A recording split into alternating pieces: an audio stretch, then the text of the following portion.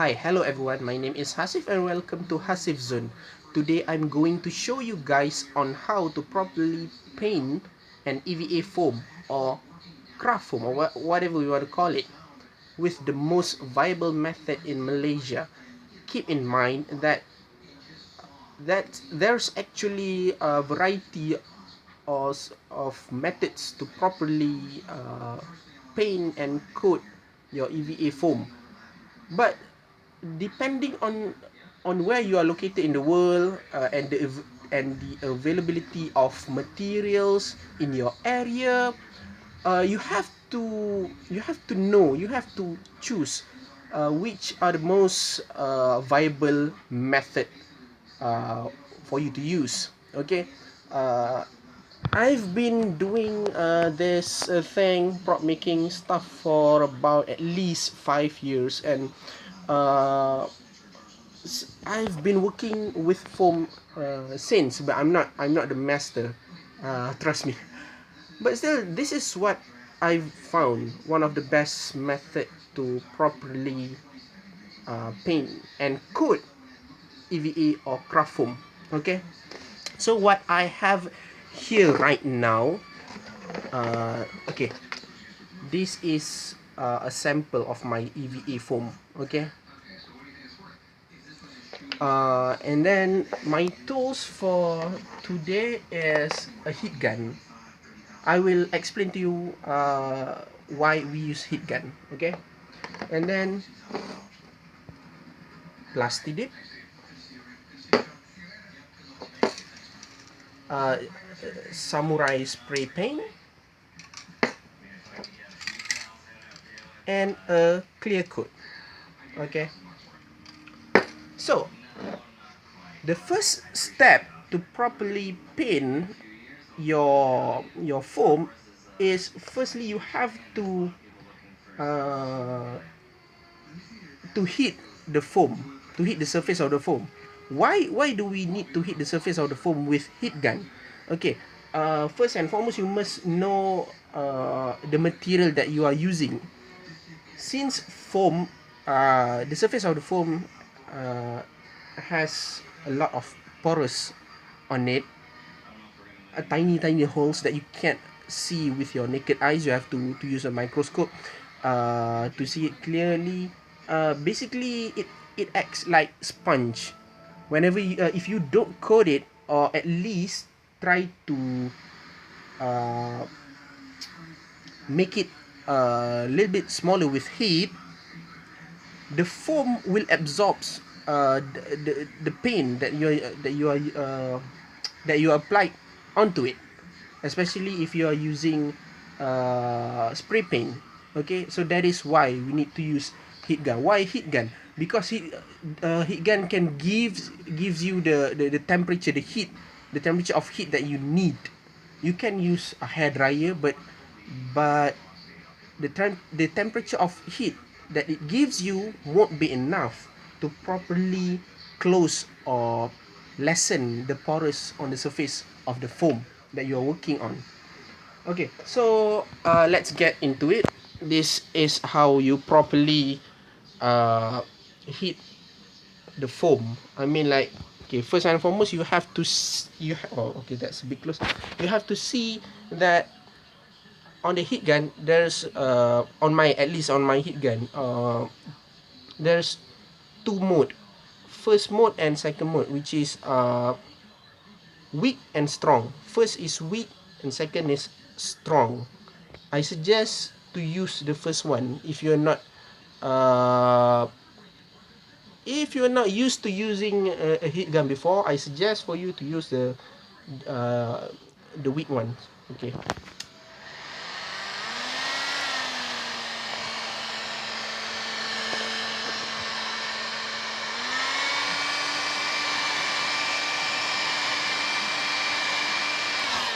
Basically, you have to be careful not to burn off your foam.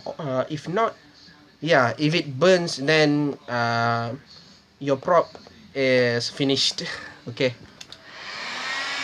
So I'm using a strong heat because I'm already used to use this tool. how do you know when to stop? Okay, well, just apply heat on both sides until you feel that well until you feel that the porous on the surface has closed. But be careful not to burn it. That's the most important thing. Okay, so I think this is quite good. This is quite good actually. Yep. So yeah.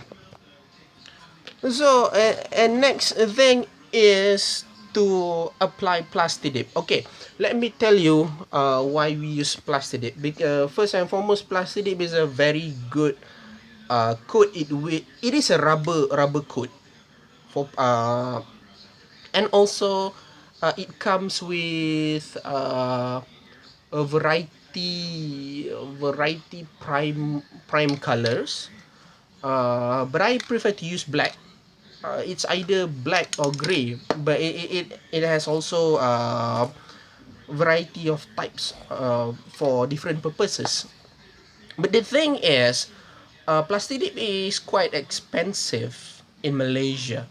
Uh, I bought this at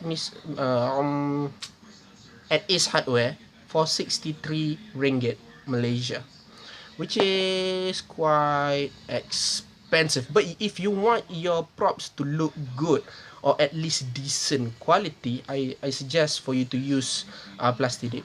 If you can make your props look uh, matte or gloss or whatever, you can use plastic dip. Okay. Okay, first and foremost, you might want to shake your canvas just to make everything good. Shake it for about a minute or so before you apply it on the surface of the foam.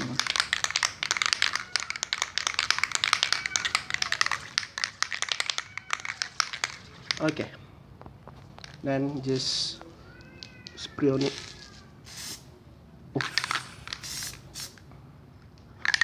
You see, that's because I haven't shake it properly.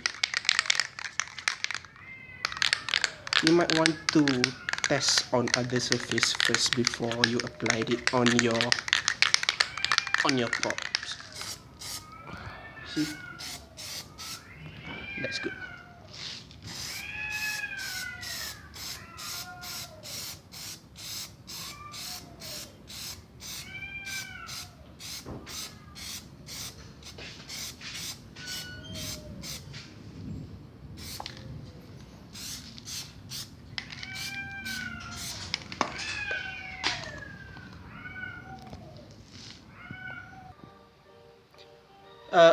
So this is what it looks like after we apply plastic dip. You see, it hasn't completely dry yet. But before we have to wait until it completely dries before we apply the color that we wanted. Okay. Uh, bef- while we're waiting for it to dry, let me tell you about the what cosplay in Malaysia normally use to coat their foam. Okay. What usually cosplay in Malaysia use to coat their foam is by using white glue or PVA glue. Uh, it's the first method that I use, which is quite good actually. You apply it like 5 coats or 3 coats. For me, I usually put apply like 3 coats of PVA glue before applying before spray painting. But then again, the problems that I encounter, not just me but most people, is that PVA glue tends to rip easily because it's just glue and really really thin. Even if you apply like a lot, like 5 coats, it can still rip, especially when you apply it on movable parts like joints, armor joints, and even body armors. So I found out that Plastidip can solve that problem quite good, as long as you don't put like a high stress on it. At least it is more durable than PVA glue because it's rubber. And plus this is the what it is for. Plastidip is used for this kind of application, but not PVA glue or white glue. White glue is for paper mainly, right? So I guess you have to wait like at least 30 minutes. It depends on how much you want to put on it. But for saving purposes, I would suggest that uh, a solid 1 coat of plastic. Make sure that every inch of the surface is being has been applied. Okay,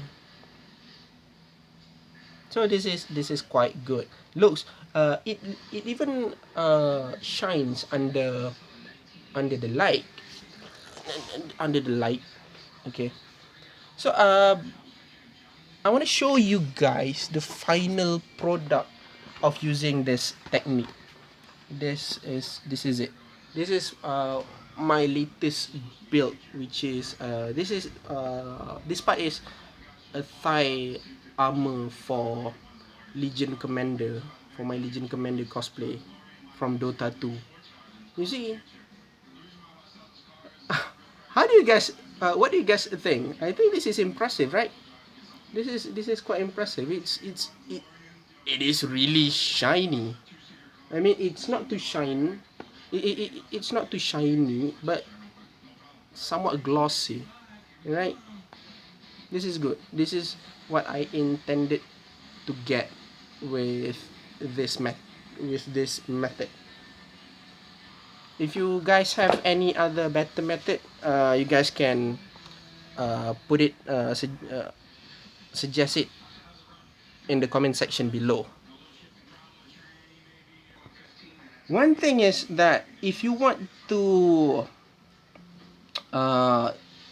to let the plastic dip dry quickly, I suggest that you don't heat it using any heating technique, using heat dryer or heat gun or any kinds of heat.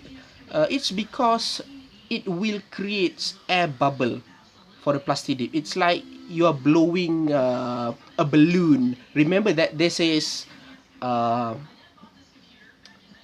this is rubber, and it will react like when you are blowing up a balloon. Okay, it will create so many air bubbles, and finally it will make the surface uh, looks really really terrible. So don't do it. Just put it uh, under fan or under the heat of the sun. Okay, actually this isn't really dry yet, and also because the weather is really bad right now. By the looks of it, it's not really smooth. You can apply several times, but then again, the purpose of this video is to show you the technique or method uh, to coat the EVA foam. the craft foam, or whatever you want to call it. So I just go. I'm going to use plastic for one coat only. So now what I'm going to do is to apply the color that I wanted, which is vermilion signal red for samurai paint. Why do I use samurai paint instead of other paint? It's because samurai paint is used for motorcycle. It's supposed to make plastic look good. Plastic on motorcycle looks good. So I guess if I want to get that glossy finish, I should be able to achieve it using samurai spray paint. Okay, so here it is.